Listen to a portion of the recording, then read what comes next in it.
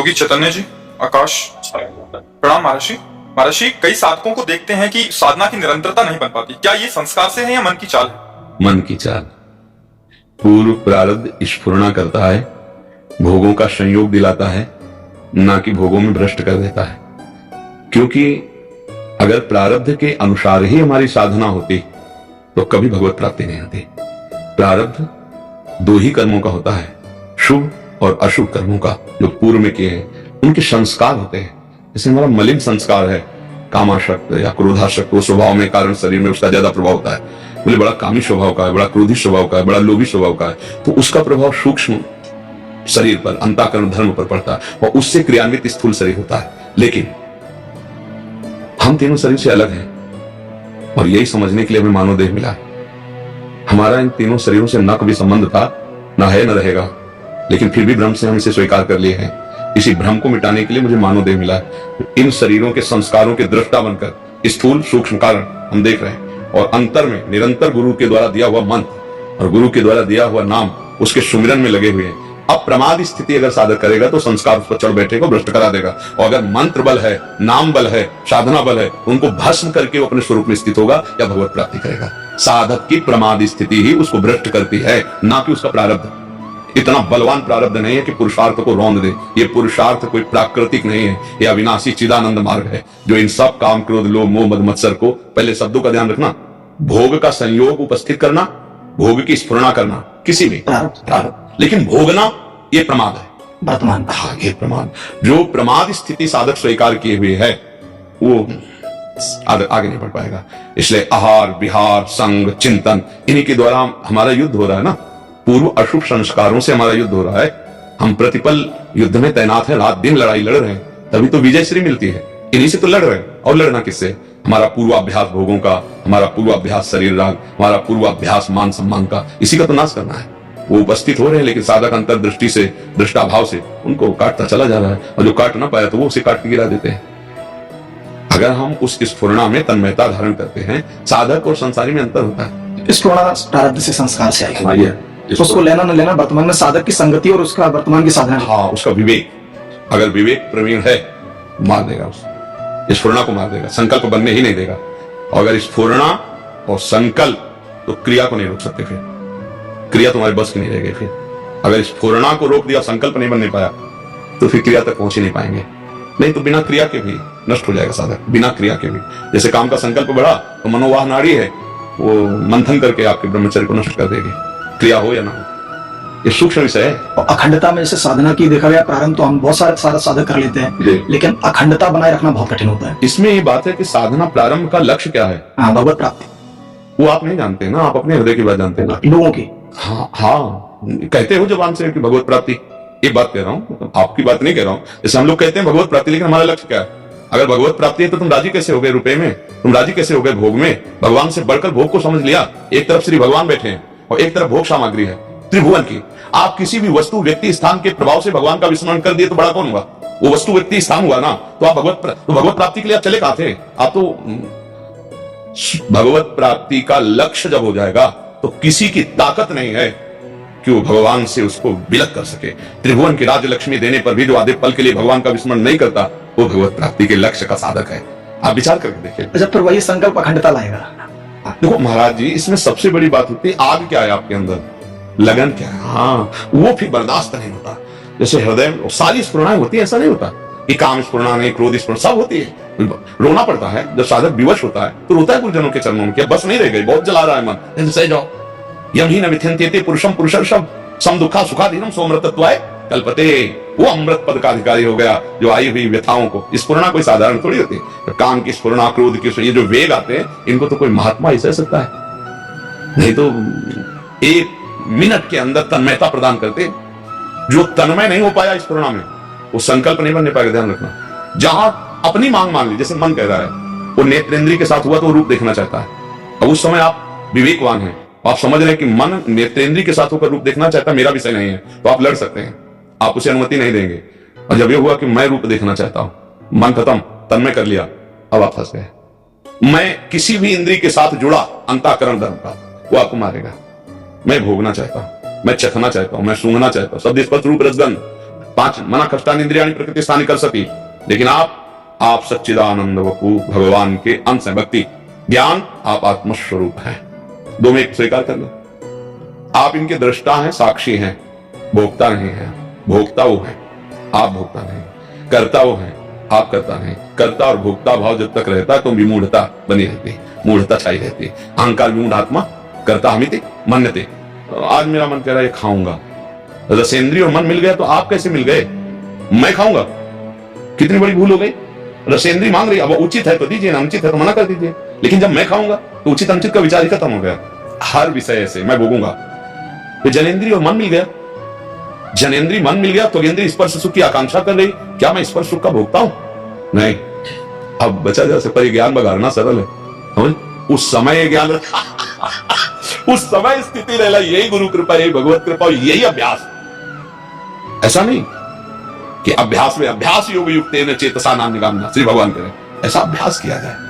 वो अभ्यास से अपर लक्ष्य दृढ़ हो जाए, हमारा लक्ष्य हो जाए भगवत प्राप्ति। हम लोग कहते हैं भगवत प्राप्ति का लक्ष्य भाव, लेकिन हृदय में होता नहीं, महत्व किसी और का चला जाता। हाँ, महत्व यदि भगवत प्राप्ति को तो बर्दाश्त ही नहीं होगा। कोई सुख सुविधा बर्दाश्त नहीं होगी, चिड़ मचेगी, चिड़ मचेगी। मतलब एक साधक का स्वभाव एक जिद्दी स्वभाव होता है, एक वीर स्वभाव होता है, एक बहादुर स्वभाव होता है। वो लड़ना पसंद करता है, वो कायरता से परास्त होना पसंद नहीं करता। 100 बार घुटने फेंक देगा तो भी खड़ा होगा कि नहीं, तुझे मारूंगा, तू हमें कब तक मारेगा, मैं अविनाशी हूं, कब तक तू मारेगा देखता हूं। नहीं, इस बार फंसा लिया, अब नहीं फंसा पाएगा। फिर चूक हो गई, अच्छा तो फिर कहां से चूक हुई, वो हर बात को देखता है। हमें लग रहा आज तक कि अगर गुरुजनों की वाणी के अनुसार चला जाए तो कभी फंसा हो ही नहीं सकता। शास्त्र सम्मत वर्ताव हो तो कभी फंसा हो ही नहीं सकता। हम जब शास्त्र सम्मत वर्ताव से चूक जाते हैं वही हम मारे जाते हैं। कहीं ना कहीं संकल्प बन जाता है। हाँ, महत्वबुद्धि।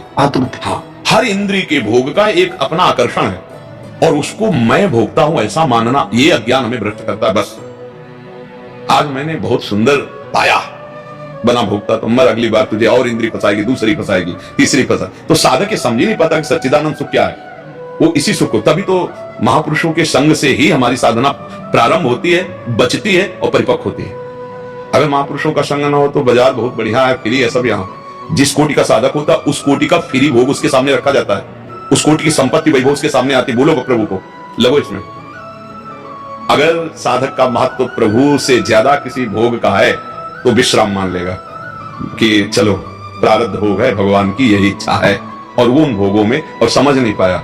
भगवान की इच्छा करके हम अच्छे साधकों की बात कर रहे हैं कि भाई प्रयास तो बहुत किया पर प्रारब्ध प्रबल है और भगवान की इच्छा है तो भोग लेते हैं, बस मारा गया। यही लड़ाई में मारा गया। भगवान की इच्छा अभी आप जाने ही नहीं। भगवान की इच्छा अगर भोग होती तो सरकार स्वयं आदेश कर रहे, मात्रा स्पर्शास्तु कौन्ते शीतोष्ण सुख दुखदा आगमा पाइनो अनित्यास तास्तितिक्षस्व भारत। भगवान आदेश कर रहे हैं, ये ज्ञानियों का नित्य बैरी, इस काम को तुम मारे, महापापी महाभोक्ता, कभी तृप्त न होने वाला, मार अर्जुन। तो भगवान इच्छा करेंगे कि तुम भोग लो, वो कह रहे मार। यही बात साधक जब चूक कर देता है, शास्त्र विरुद्ध बात आई अंदर, हम मारा जाता है। जहां कहा गया यहाँ संग ना करो, वहां संग करोगे मारे जाओगे।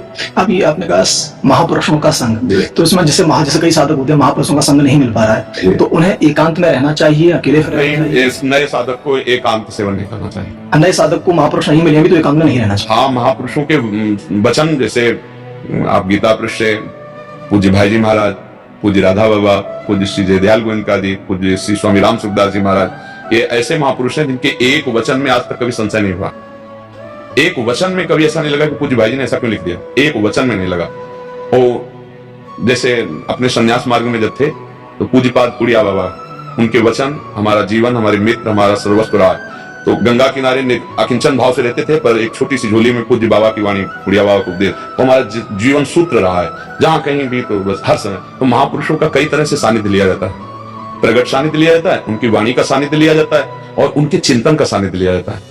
भाई जी महाराज, पूज्य बाबा, राधा बाबा, उड़िया बाबा, ये कहीं गए थोड़ी है। एक महाराज जी, मैंने भी पत्र में लिख के उड़िया जी महाराज का, उड़िया बाबा जी का, जब यह ध्याता ध्यान में ध्येय रूप हो जाए, पूर्व जानो ध्यान तब जानो संशय ना, मैंने भी लिख के रखा था। ये तो महापुरुषों का आदर्श अगर आप वचन मान करके चलेंगे तो कभी भ्रष्ट नहीं होने देंगे।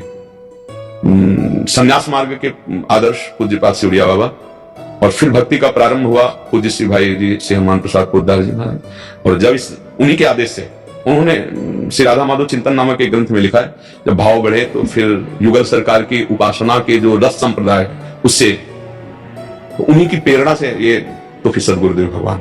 बिना आदर्श के हम एक कदम नहीं चल सकते। हमारा आदर्श पुरुष होना चाहिए।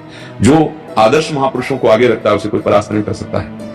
हर समय हम किसी महापुरुष के साथ थोड़ी बैठे रहते हैं, वो हमारे यहाँ रहते हैं। दिमाग, भाई जी ने कहा ये, दादा बाबा ने कहा ये, गुरुदेव भगवान ये बोले, हर क्रिया हर चेष्टा में छाए रहते हैं दिमाग में। हम महापुरुषों के बिना एक कदम भी नहीं चल सकते। इसे सानिध्य कहते हैं। एकांत में साधक अगर रहेगा तो विचार किसी समय उसे कुविचार में बदल सकते हैं साधक। इसलिए आसपास कहीं ना कहीं साधु महात्माओं का सानिध्य होना चाहिए, क्योंकि प्रगट के सानिध्य के बिना विचार हमारे तो बहुत अच्छा साधक है जो अपने को विचारों से पवित्र रख सके, क्योंकि विचारों में जहर है अहंकार।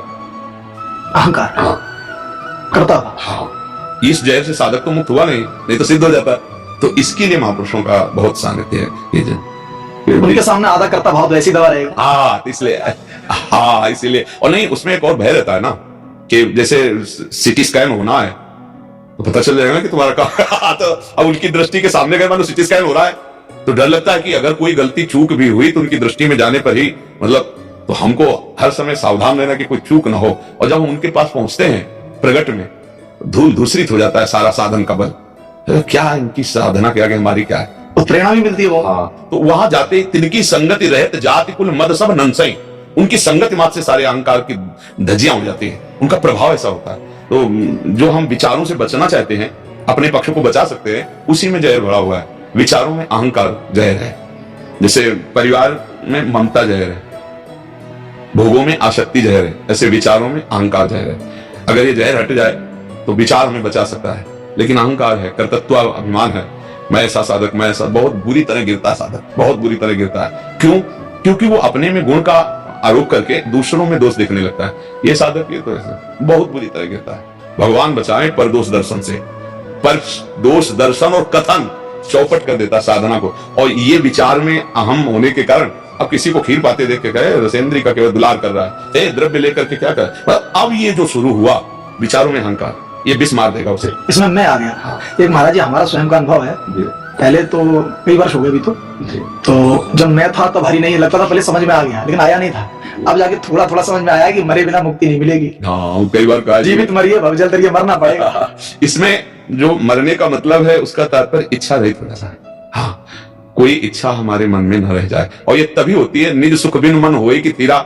जब तक भगवदानंद स्फुरी तले होगा तो मन को आप समझा के नहीं रोक पाएंगे। तो इसीलिए राधा राधा राधा, अब अपनी बात कहते हैं, हमारा राधा राधा राधा राधा राधा राधा राधा नाम सुधार समरसी तुम विभास में विभला। हर समय नाम का चिंतन चल रहा है और नाम बल से कोई असत आचरण ना हो। बस स्थिति कहीं आनी नहीं महाराज, कुछ उपजना नहीं है।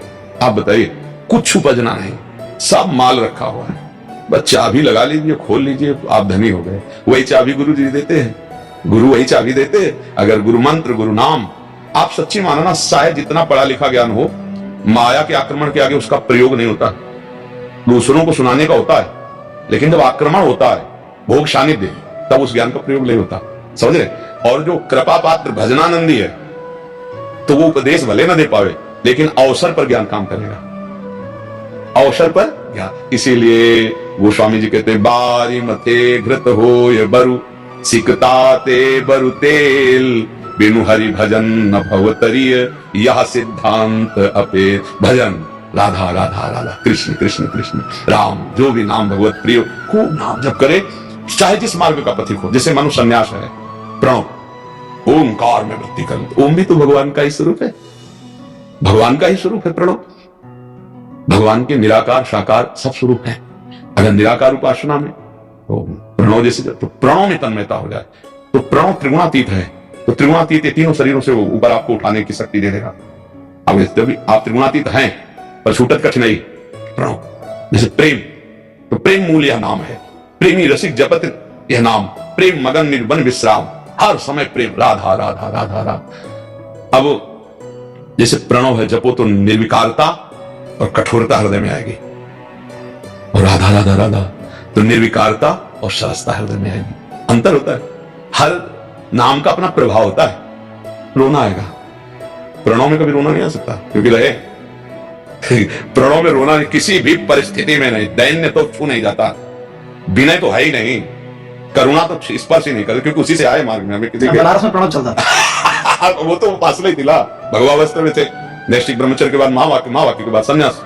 तो कहीं सवाल ही नहीं था। हमारे जीवन का परिवर्तन काशी से रास से हुआ है। रास पूज्य भाई जी श्यामान प्रसाद पोद्दार जी का उत्सव था, तो वहाँ अंध विश्वविद्यालय है काशी में, वाराणसी में, तो वहाँ 1 महीने श्री राम शर्मा जी ने चैतन्य लीला और रास लीला की थी। पधार गए श्री राम शर्मा। तो उस समय तुलसी घाट में बैठे हुए थे पद्मासन लगाए हुए। तो एक संत